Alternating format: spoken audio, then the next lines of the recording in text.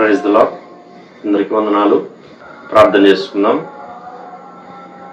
పూజనీయుడా, పరిశుద్ధుడా, మహాగణుడా, మహోన్నతుడా, ధవలవర్ణుడా, రత్నవర్ణుడా, 10,000లో అతి కాంక్షణీయుడా, నీతిశూరుడా, న్యాయాధిపతి యేసయ్యా, మీకే స్తుతులు స్తోత్రాలు వందనాలు చెల్లించుకుంటున్నాం నాయన. మరొకసారి దేవా మరి తండ్రి నాయన మీ శ్రేష్టమైన నామాన్ని స్తుతించుటకు, దేవా స్మరించుటకు, కీర్తించుటకు, కొనియాడుటకు, దేవా మరి తండ్రి నాయన అలాగూ శ్రేష్టమైన మీ వాక్యాన్ని ధ్యానించడానికి, దేవా మరి తండ్రి ప్రభా మీ నామంలో ప్రార్థన చేయడానికి మాకు ఇచ్చినటువంటి ఈ మంచి సమయం కొరకు మీ స్తోత్రాలు వందనాలు చేయించుకుంటున్నాం. ఇదిగో ప్రభా మమ్మల్ని మేము తగ్గించుకొని దీనులంగా రిక్తులంగా దేవా మా యజమానుడు అయినటువంటి మీ వైపు మేము చూస్తూ ఉన్నాం. దేవా మరి తండ్రి అయా మీ కనుదృష్టి మా మీద ఉంచండి. దేవా మీ చెవులు దేవా మరి తండ్రి మా యొక్క ప్రార్థనల మీద ఉంచమని ప్రార్థన చేస్తున్నాం. సమస్త విషయాల మీదే సహాయం చేయండి. పాడుకునే పాటను మా కొరకు దీవించమని ప్రార్థన చేస్తున్నాం. అలాగూ మరి తండ్రి నాయన ఇంకను మరొకసారి మీ వాక్యం ద్వారా మీ సేవకుల ద్వారా మీరు మాతో మాట్లాడమని ప్రార్థన చేస్తున్నాం. దేవా మరి తండ్రి ప్రభా మరొకసారి నాయన మీ మెలనైన స్వరాన్ని మీరు మాకు వినిపింపజేయమని ప్రార్థన చేస్తున్నాం. సమస్త విషయాల్లో మీరే సహాయం చేయండి, కృప చూపించండి. దేవా మీ ప్రియులనైన వారి వారి గృహాల్లో చేరికి వీస్తుండగా విశేషమైనటువంటి మీ కృప మీ సన్నిధి ప్రతి ఒక్క కుటుంబంలో మీరు అనుగ్రహించమని ప్రార్థన చేస్తున్నాం. విశ్వాసంతో నిరీక్షణతో మీ వైపు చూస్తూ ఉండగా గొప్ప కార్యాలు ప్రభా మరి తండ్రి మీ బిడ్డల యొక్క కుటుంబాల జీవితాల్లో జరిగించమని సమస్త ఘనత మహిమ ప్రభావం మీకు ఆరోపించుకుంటూ ముందున్న సమయం అంతటిని మా కొరకు దీవించమని యేసయ్య నామములో అడిగి వేడుకుంటున్నాం పరలోకపు తండ్రి. ఆమేన్ ఆమేన్. ఒక పాట పాడి దేవనామాన్ని మనకి పడదాం. 88వ పాట పాడుకుందాం. అరుణాత్మ గీతాల్లో నుంచి 88వ పాట సుందర చరిత దయానంద దురిత భరిత నా ప్రియ యేసు అనే పాట. సుందర చరిత దయానంద దురిత భరిత నా ప్రియ యేసు అందుకొనుము నా ప్రార్థనను ఆదుకొనుము నా జీవితము అందుకొనుము నా ప్రార్థనను ఆదుకొనుము నా జీవితము ఆదుకొనుము నా జీవితము సుందర చరిత దయానంద దురిత భరిత నా ప్రియ యేసు సుందర చరిత దయానంద దురిత భరిత నా ప్రియ యేసు పాపి నైనా నన్ను చెరాదీసి రక్షించితివి పాపి నైనా నన్ను చెరాదీసి రక్షించితివి దారి చూపి దయను నిలిపి పెట్టి పిల్లచితివి దారి చూపి దయను నిలిపి పెట్టి పిల్లచితివి పెట్టి పిల్లచితివి సుందర చరిత దయానంద దురిత భరిత నా ప్రియ యేసు సుందర చరిత దయానంద దురిత భరిత నా ప్రియ యేసు యెరూషలేము ఊరి బయట వ్యతలు చెంది సిలువ మీద యెరూషలేము ఊరి బయట వ్యతలు చెంది సిలువ మీద రచితివయ్యా రక్తమంతా కఠిన మనసు కరుగనేమి రచితివయ్యా రక్తమంతా కఠిన మనసు కరుగనేమి కఠిన మనసు కరుగనేమి సుందర చరిత దయానంద దురిత భరిత నా ప్రియ యేసు ప్రకారంగా 91వ కీర్తన చదువుకుందాం పిల్లరా. 91వ కీర్తన. మహోన్నతిని చాటున నివసించేవాడే సర్వశక్తి నీడను విశ్రమించేవాడు. మహోన్నతిని చాటున నివసించేవాడే సర్వశక్తి నీడను విశ్రమించేవాడు. ఆయనే నాకు ఆశ్రయము, నా కోట, నేను నమ్ముకున్న నా దేవుడని నేను యెహోవాని గురించి చెప్పుచున్నాను. ఆయనే నాకు ఆశ్రయము, నా కోట, నేను నమ్ముకున్న నా దేవుడని నేను యెహోవాని గురించి చెప్పుచున్నాను. వేటకాని ఊరిలో నుండి ఆయన నిన్ను విడిపించును, నాశనకరమైన తెగులు రాకుండా నిన్ను రక్షించును. వేటకాని ఊరిలో నుండి ఆయన నిన్ను విడిపించును, నాశనకరమైన తెగులు రాకుండా నిన్ను రక్షించును. ఆయన తన రెక్కలతో నిన్ను కప్పును, ఆయన రెక్కల క్రింద నీకు ఆశ్రయం కలుగును. ఆయన సత్యము కేడమును డాలునై ఉన్నది. ఆయన తన రెక్కలతో నిన్ను కప్పును, ఆయన రెక్కల కింద నీకు ఆశ్రయం కలుగును. ఆయన సత్యము కేడము డాలునై ఉన్నది. రాత్రి వేళ కలుగు భయమునకైనను, పగటి వేళ ఎగురు బాణమునకైనను, రాత్రి వేళ కలుగు భయమునకైనను, పగటి వేళ ఎగురు బాణమునకైనను, చీకటిలో సంచరించు తెగులునకైనను, మధ్యాహ్నమందు పాడు చేయు రోగమునకైనను నీవు భయపడుకుందువు. చీకటిలో సంచరించు తెగులకైనను, మధ్యాహ్నమందు పాడు చేయి రోగమునకైనను నీవు భయపడకుందువు. నీ ప్రక్కన 1000 మంది పడినను, నీ కుడి పక్కన 10,000 మంది కూలినను అపాయం నీ ఎద్దుకు రాదు. నీ ప్రక్కన 1000 మంది పడినను, నీ కుడి ప్రక్కన 10,000 మంది కూలినను అపాయం నీ ఎద్దుకు రాదు. నీవు కన్నులారా చూచుచుండగా భక్తిహీనులకు ప్రతిఫలం కలుగును. నీవు కన్నులారా చూచుచుండగా భక్తిహీనులకు ప్రతిఫలం కలుగును. యెహోవా నీవే నా ఆశ్రయము అని నీవు మహోన్నతుడైన దేవుని నీకు నివాస స్థలముగా చేసుకుని ఉన్నావు. యెహోవా నీవే నా ఆశ్రయము అని నీవు మహోన్నతుడైన దేవుని నీకు నివాస స్థలముగా చేసుకుని ఉన్నావు.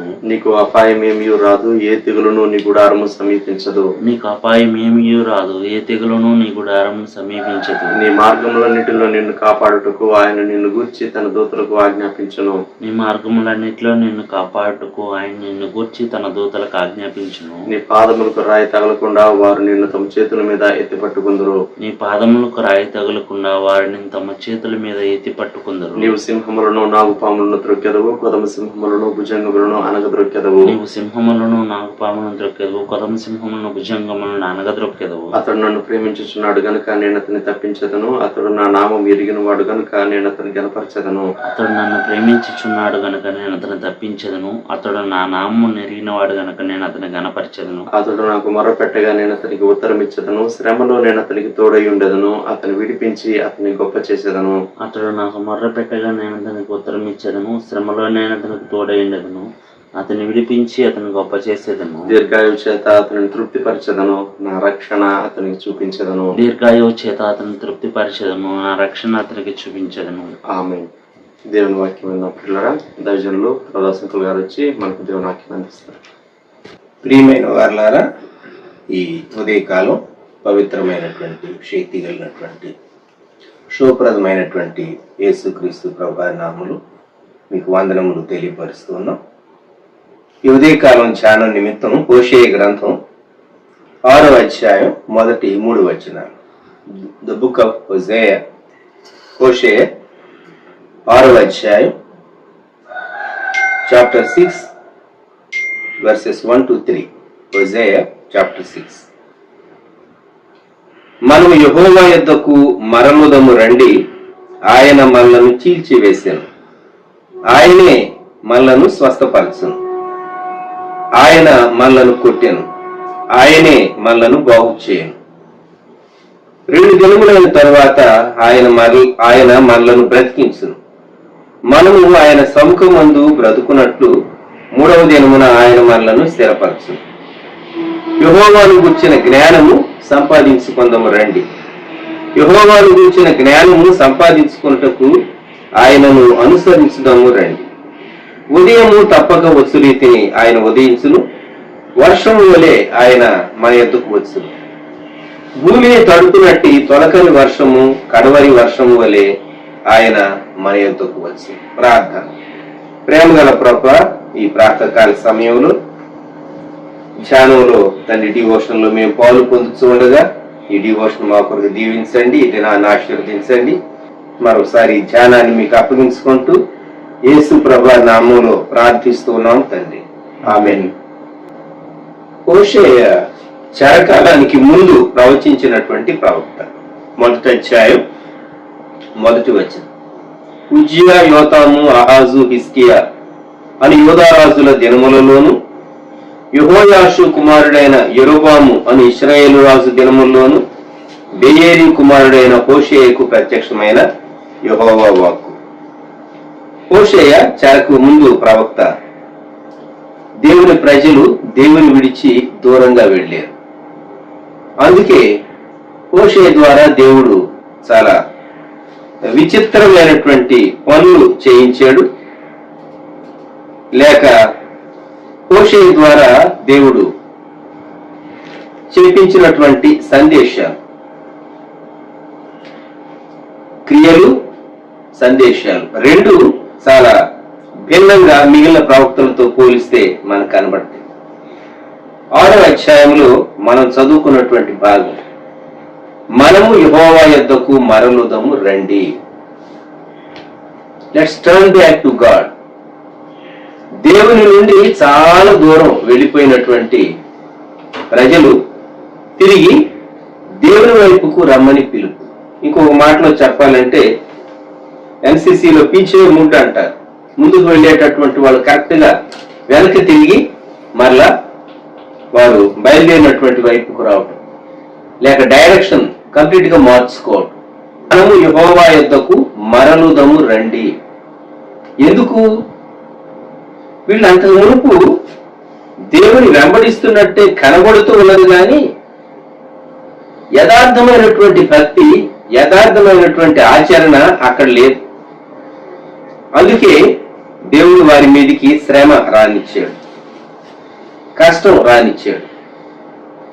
కనుక ఇప్పుడు ఒక విధంగా ఇది పశ్చాత్తాపంతో ప్రభు వైపు ఈ జనాంగం చూడవలసినటువంటి ఆవశ్యకత ఉన్నది. దేవుడు శిక్షించక ముందు కూడా చెప్తాడు శిక్ష రాబోతున్నదని. ఎంత కృపండి! శిక్షకు ముందు చెప్తాడు, శిక్షాకాలంలో చెప్తాడు, శిక్షాకాలం ముగిసిన తర్వాత కూడా దేవుని కృప కొరకు వేడుకోమని దేవుడు ప్రవచనం చెప్పిస్తాడు. ఇశ్రాయేలు వారి చరిత్రలో చెరకు ముందు, చెరకాలంలో, తరువాత దేవుడు ప్రవక్తల ద్వారా తన ప్రవచనాన్ని చెప్పిస్తూ వచ్చాడు. ఈ విషయాలు మనం జ్ఞాపకం ఉంచుకోవాలి. ఇక్కడ హోషేయ చెప్పేటటువంటి మాట, మనము యెహోవా యొద్దకు మరలుదము రండి. 3వ వచనంలో అంటాడు, యెహోవాను గూర్చిన జ్ఞానము సంపాదించుకుందాము రండి. యెహోవాను గూర్చిన జ్ఞానం. దేవుని ప్రజలు ఎందువల్ల దేవునికి దూరం అయ్యారు? దేవుని గూర్చినటువంటి సరైనటువంటి జ్ఞానం వారు లేనందువల్ల,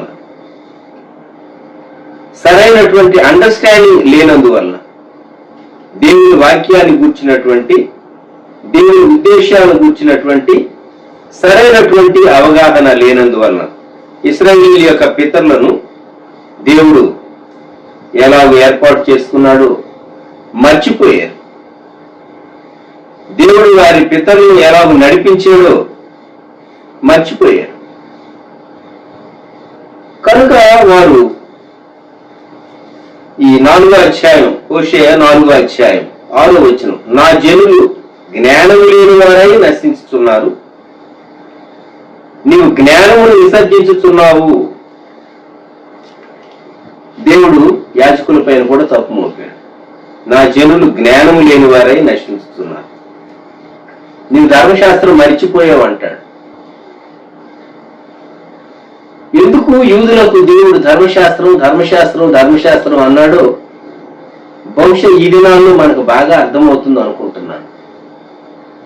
ఆరోగ్య నియమాలు నిర్లక్ష్యం చేస్తే గొప్ప అపాయం లేక పొంచి ఉన్నది. కనుక ఇక్కడ దేవుని ప్రజలు జ్ఞానాన్ని తృణీకరించారు.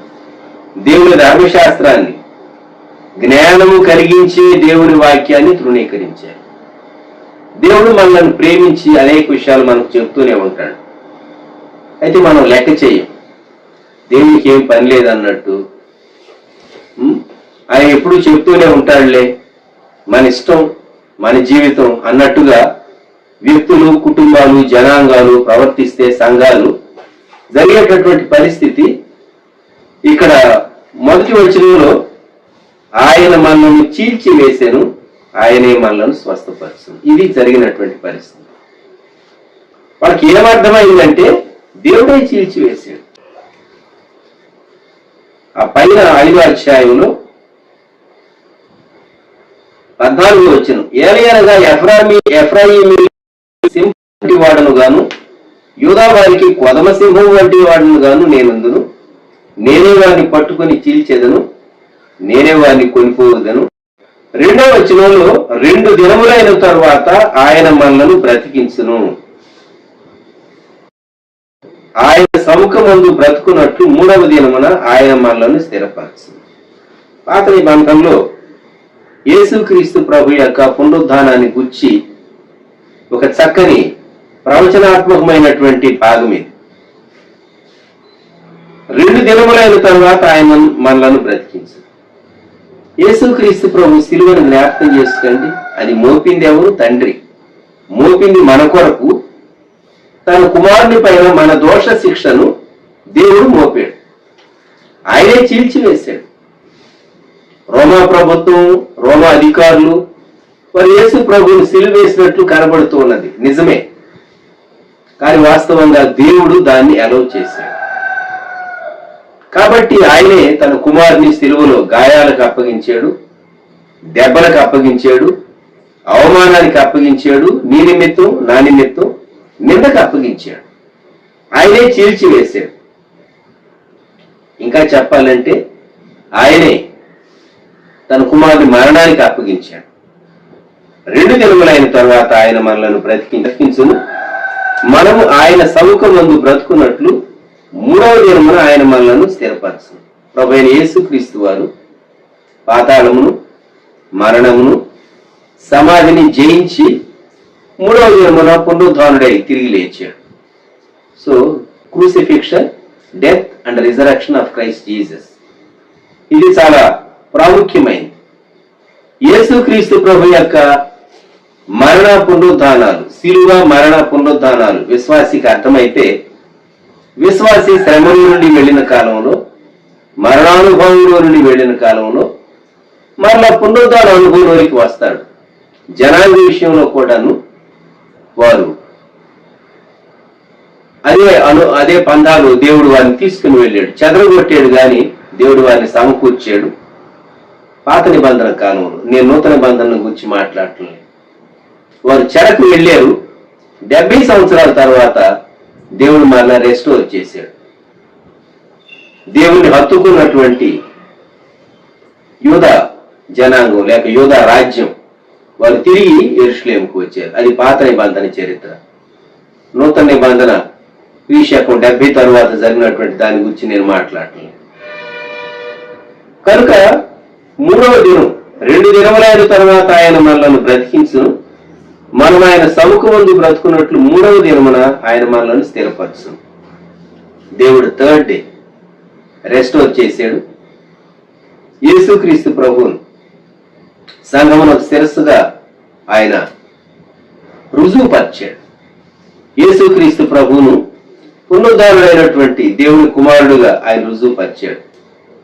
ప్రాణము పెట్టుటకు నాకు తిరిగి తీసుకున్నటకు అధికారం కలదని చెప్పినటువంటి ప్రభు అయిన యేసుక్రీస్తే మంచి గొర్రెల కాపరిని అని రుజువుపరిచాడు. మరి కాపరి విడిచి దూరంగా వెళ్ళినటువంటి గొర్రెలు తిరిగి మందలోనికి, సహవాసంలోనికి, సంఘంలోనికి, దేవుని సన్నిధిలోనికి తిరిగి రావాలి. అది దేవుని ఉద్దేశం. ప్రవక్త చెప్పేటటువంటి మాట, యెహోవాను గూర్చిన జ్ఞానము సంపాదించుకుందాం రండి.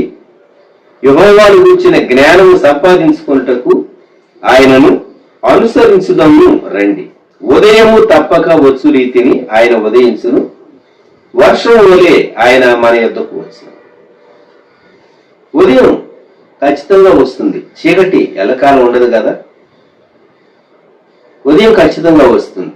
శ్రమకాలము, బాధకాలము, హింసకాలము, వేదన కాలము, కొంతకాలం ఒక సర్టెన్ పీరియడ్ ఉంటే ఆ తర్వాత రాత్రి తర్వాత ఉదయం వచ్చిన రీతిగా శ్రమకాలం తర్వాత నెమ్మది కాలం వస్తుంది.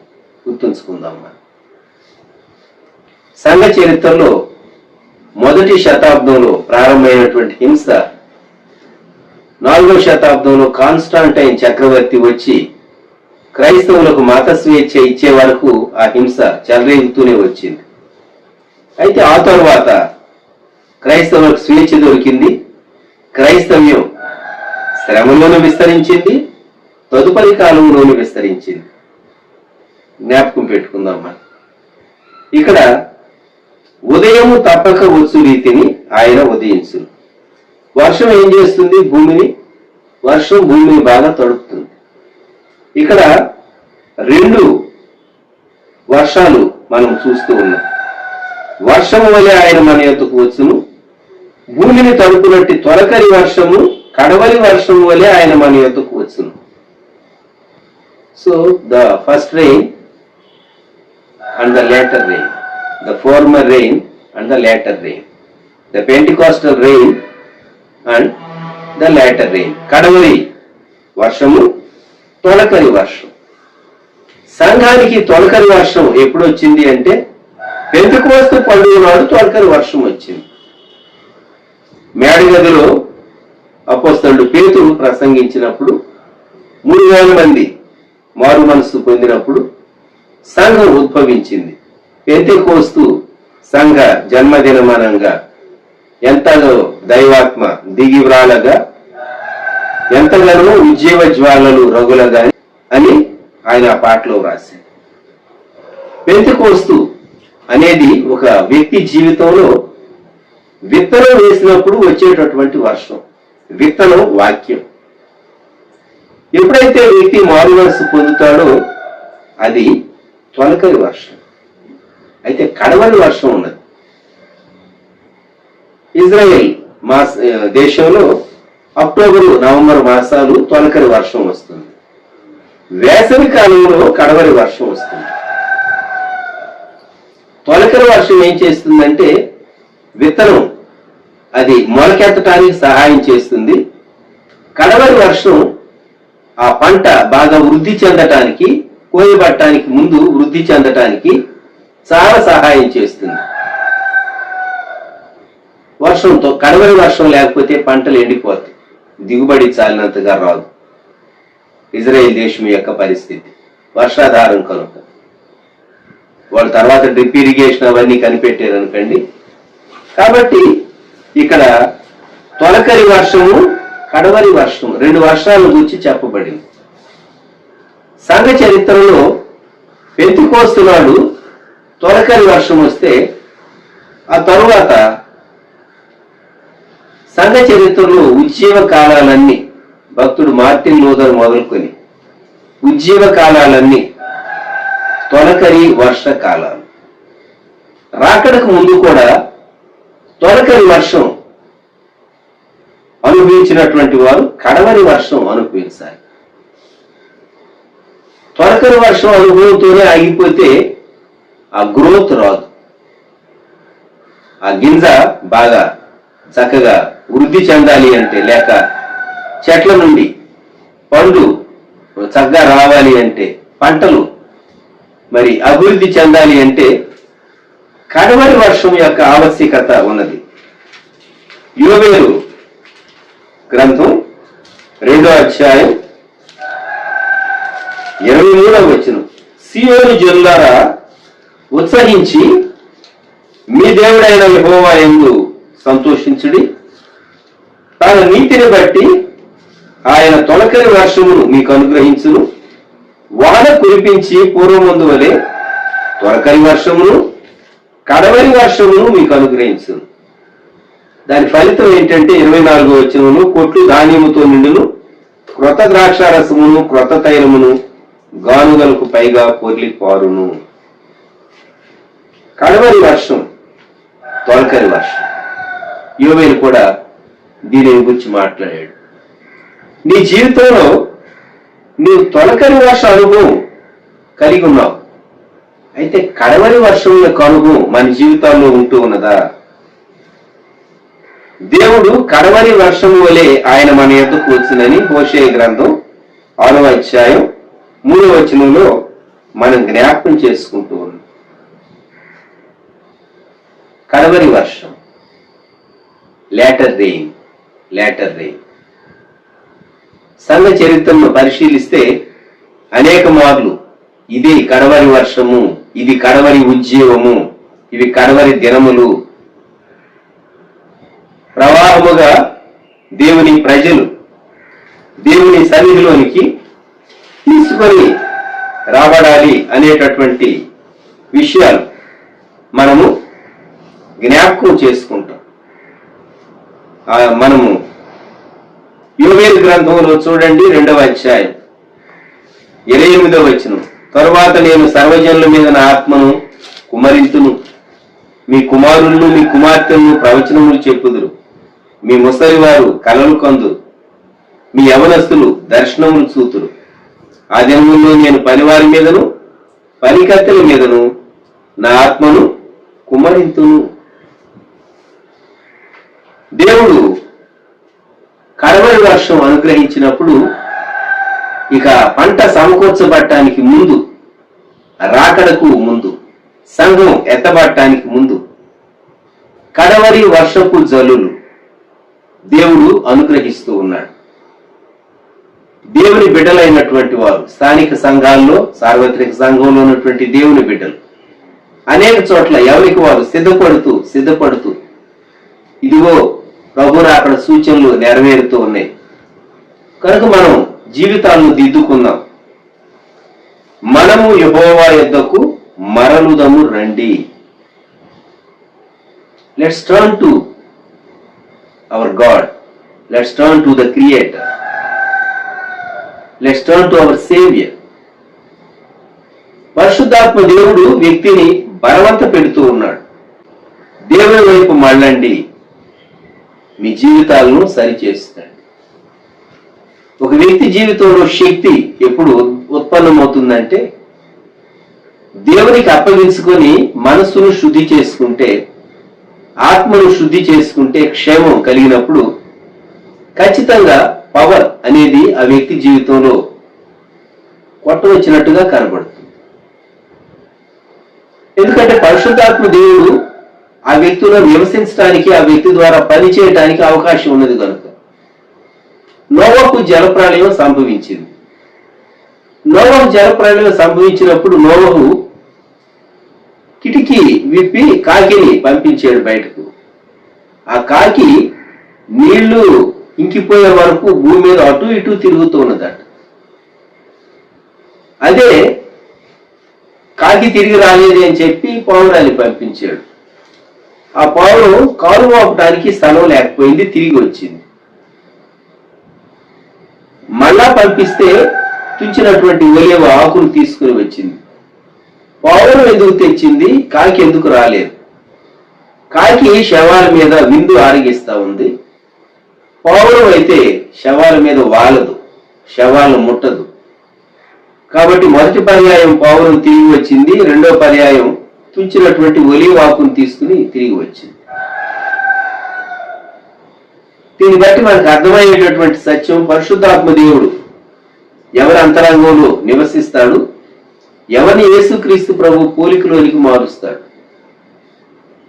ఎవరైతే కడవరి వర్షపు జల్లులు అనుభవిస్తారో, వాక్యం ద్వారా వారు బలపరచబడతారో, దేవుని ఆత్మ ద్వారా బలపరచబడతారో, దినదినం నూతనపరచబడుతూ ఉంటారో, వాక్యం ద్వారా శుద్ధి చేయబడుతూ ఉంటారో, వాక్యాహారాన్ని క్రమంగా స్వీకరిస్తారో, ప్రార్థనా వ్యాయామాన్ని చేస్తూ ఉంటారో, దేవుని వాక్యం వ్యక్తిని ప్రేరేపిస్తూ ఉండగా దేవునితో ఎప్పటికప్పుడు సంగతులు సరి చేసుకుంటూ ఉంటారో, వారు తమ జీవితంలో కడవరి ఉద్యమాన్ని చూడగలరు, లేక కడవరి వర్షాన్ని రివైవ్. అంచె దినాల్లో మనకు అవసరమైంది కడవరి వర్షము.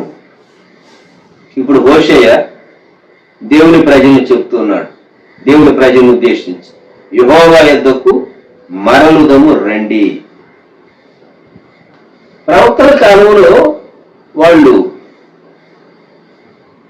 సింగిల్ పర్సన్ గా గాని లేక కొద్ది మందిగా గాని వారు ఉన్నారు. కానీ వారి పరిచర్య దేవుడు ఆదేశించినటువంటి పరిచర్య, దేవుని ఆత్మానుసారమైన పరిచర్య, దేవుడు చెప్పమన్నటువంటి మాటలు వారు చెప్పారు. జ్ఞాపకం పెట్టుకోండి.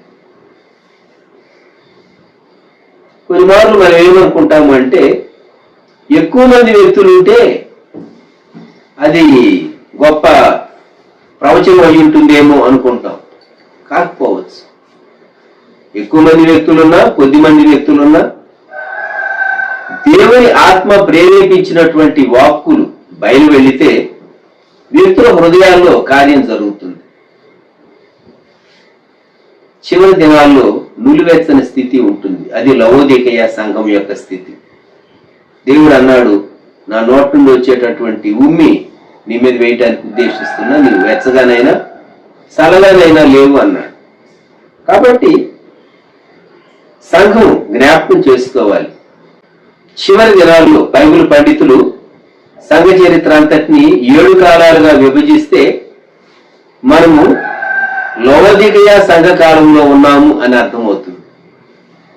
మనుష్య కుమారుడు వచ్చేటటువంటి దినాల్లో ఆ విశ్వాసం భూమి మీద ఉండటం కనుగొన్నా అని సువార్తల్లో ప్రభు చెప్పిన మాట ఇంకోటి మనం జ్ఞాపకం చేసుకోవచ్చు. అంటే విశ్వాసంలో విశ్వాసం తగ్గిపోయేటటువంటి దినాలు.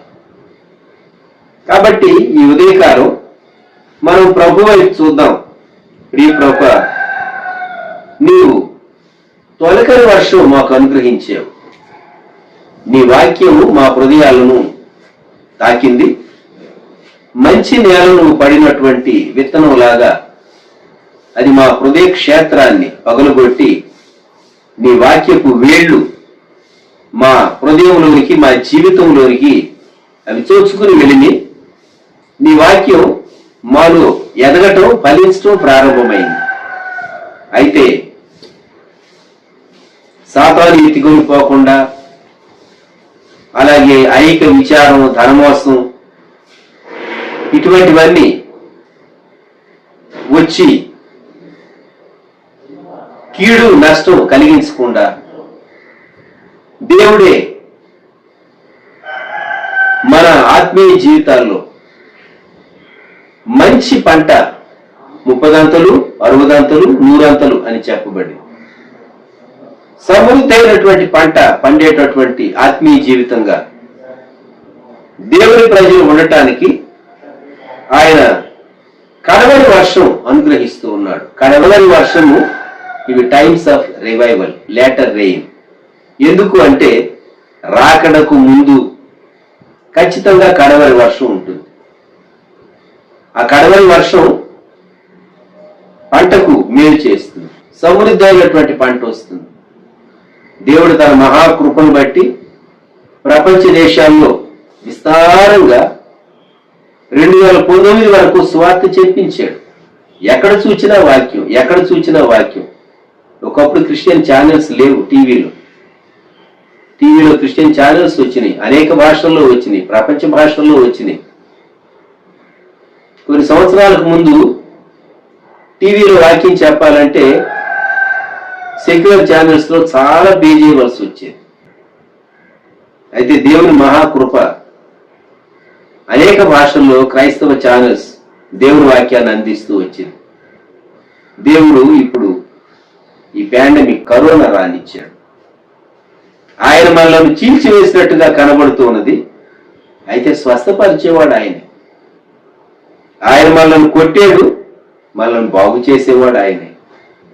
మనం వెళ్ళినటువంటి అనుభవము గొప్ప శ్రమానుభవమే గాని ఆయన మనల్ని బ్రతికించి, మనల్ని స్వస్థపరిచి, మనకు మరలా క్షేమాన్ని, తన కృపను అనుగ్రహించేటటువంటి దేవుడు. వ్యక్తులు చేయవలసింది చక్కగా దేవునికి వారికి మధ్య ఏదైనా విషయాలుంటే వాటన్నిటినీ ఒప్పుకొని సరి చేసుకోవాలి. అప్పుడు దేవుని వాక్కు వారి మనస్సును, వారి అంతరంగాన్ని చక్కగా శుద్ధి చేసి వారి రిలేషన్షిప్ దేవునితో రెస్టోర్ చేస్తుంది. హోషేయ యొక్క పిలుపు, మనము యెహోవా యుద్ధకు మరలుదము రండి. Let's turn to God, let's come back to God our creator. ఆయన దగ్గరకు వద్దాం, రండి రండి. ఆ 3వ వచనం చివరిలో భూమి తడుపునట్టి తొలకరి వర్షము, కడవరి వర్షము వలె ఆయన మన యొద్దకు వచ్చాం. మనం ఆయన వైపు తిరిగినప్పుడు ఆయన మన యొద్దకు వస్తాడు. మనం ఆయన నుండి దూరంగా వెళ్ళిపోతూ ఉన్నాం అనుకోండి, దేవుడు నీ వెంట వస్తాడు వస్తాడు వస్తాడు. ఒకసారి మాట్లాడతాడు, రెండోసారి మాట్లాడతాడు, మౌనం అయిపోతాడు. నీవు ఎప్పుడైతే దేవుని వైపు తిరుగుతావో ఆయన నీ వైపు వస్తాడు. తప్పిపోయినటువంటి కుమారుడు నేను నా తండ్రి ఇంటికి తిరిగి వెళ్తాను అనుకున్నాడు. తాను తన దేశానికి, తన తండ్రి ఇంటి వైపు ఆస్తి పంచుకొని పోయి దుర్వ్యాపారం వల్ల పాడు చేసినటువంటి కుమారుడు తిరిగి వచ్చేటప్పుడు ఆ గృహం బహుశా ఆ మేడపై నుండి తండ్రి చూస్తూ ఉండుంటాడు. తన కుమారుడి కొరకు కనిపెడుతూ ఉన్నాడు. కుమారుడు ఇంకా దూరంగా ఉన్నప్పుడు తండ్రి వెళ్ళి పరుగెత్తి వాని మెడ మీద పడి ముద్దు పెట్టుకున్నాడు. మనం ఆయన యొద్దకు మళ్ళినప్పుడు, ఆయన వైపు తిరిగినప్పుడు, ఆయనకు దగ్గర అవటానికి మనం అడుగులు వేయటం ప్రారంభించినప్పుడు ఆయన నిన్ను సమీపిస్తాడు. ఆయన నిన్ను మరలా కనికరిస్తాడు. ఆయన నిన్ను రెస్టోర్ చేస్తాడు. నీ ఆత్మలో రెస్టోర్ చేస్తాడు. నీవు పోగొట్టుకున్నటువంటి ప్రార్థన, నీవు పోగొట్టుకున్నటువంటి ఆ ఆత్మ ప్రత్యక్షత వరాలు ప్రభు నీకు అనుగ్రహిస్తాడు. నీ ఏది ఒకప్పుడు అనుభవించి దేవుని శక్తిని, దేవుని సమృద్ధిని, దేవుని జీవాన్ని నీవు అనుభవించేవో, ఒక దశ వచ్చేసరికి అదంతా ఇవాపరేట్ అయిపోయినట్టు ఉంటుంది. నీవు తిరిగి నామకార్థతలో నుండి యథార్థత వైపు, నిజమైనటువంటి భక్తి వైపు మరలా తిరిగి వచ్చినప్పుడు ఆయన నీ వద్దకు వచ్చి కడవరి వర్షాన్ని అనుగ్రహించి నిన్ను బలపరుస్తాడు. ప్రార్థన చేసుకుందాం, తలలు వంచుదాం. ప్రేమ గల మా తండ్రి, పరిశుద్ధ ప్రభువా, గొప్ప రక్షక మా దేవ, మీకు స్తోత్రములు, వందనములు. హోషేయ గ్రంథంలో జ్ఞాపకం చేసుకోవటానికి మీరు మాకు అనుగ్రహించినటువంటి కృప కొరకు స్తోత్రాలు. దేవాది దేవుడు శరీరధారిగా కుమారుడుగా వచ్చినప్పుడు ఆయన సిలువలో మరణానికి అప్పగింపబడ్డాడు, సమాధిలోనికి వెళ్ళాడు, తిరిగి మూడవ జన్మను పునరుద్ధరణై లేచాడు. తండ్రి చేత మరణములకు, సిలువకు, శ్రమకు అప్పగించబడినటువంటి కుమారుడు తిరిగి లేచినట్లు దేవుని ప్రజలు, జనాంగం చెరకు ముందుగా ప్రవచనం చెప్పబడింది. ఆయనే మనలను చీల్చివేసెను, ఆయనే మనలను బాగు చేయను, ఆయనే మనలను కట్టును అని ప్రవక్త చెప్పాడు. మేము అటువంటి దినాల్లో ఉన్నాం ప్రభా. మా దేహాలు, మా ఆరోగ్యాలు, మా ఆర్థిక స్థితి, మా రిలేషన్షిప్స్, అనేక విషయాలు, మా సంఘ సహవాసం, మా సేవ ఎంతో కకావికలై డిస్టర్బ్ అవుతూ ఎన్నో పరిస్థితుల్లో నుండి మేము వెళుతున్నాం. అయితే మూడవ దినమున ఆయన మరలా సమకూర్చేటటువంటి దేవుడుగా, బాగు చేసేటటువంటి దేవుడుగా, కట్టేటటువంటి దేవుడుగా, స్వస్థపరిచేటటువంటి దేవుడుగా, ఆదరించే దేవుడుగా ఉన్నాడని వాక్యమును బట్టి మేము గ్రహిస్తున్నాం. ప్రియ ప్రభా, తొలకరి వర్షం మా జీవితాల్లో అనుగ్రహించారు. కడవరి వర్షం, కడవరి ఉద్యమం మా జీవితాల్లో అనుగ్రహించి మేము మీ యొద్దకు మరలి వచ్చుట ద్వారా ఆ మొదటి ప్రేమలో ఎఫెసు సంఘానికి మీరు గుర్తు చేసినటువంటి మాట, నీవు మొదటి ప్రేమను వదలితువని. మేము ఏ మొదటి ప్రేమను, మొదటి సమర్పణను పోగొట్టుకున్నామో ఆ శ్రేష్టమైనటువంటి అనుభవాన్ని మేము తిరిగి సంపాదించుకోవటానికి మీ కృప మాకు తోడుగా ఉంచుము, బలపరచుము. వింటూ ఉన్నటువంటి, వీక్షిస్తున్నటువంటి వ్యక్తులను, కుటుంబాలు తండ్రి దీవించుము, ఆశీర్వదించుము. షారోన్ తండ్రి విశ్వాస కుటుంబాలను ఆశీర్వదించుము.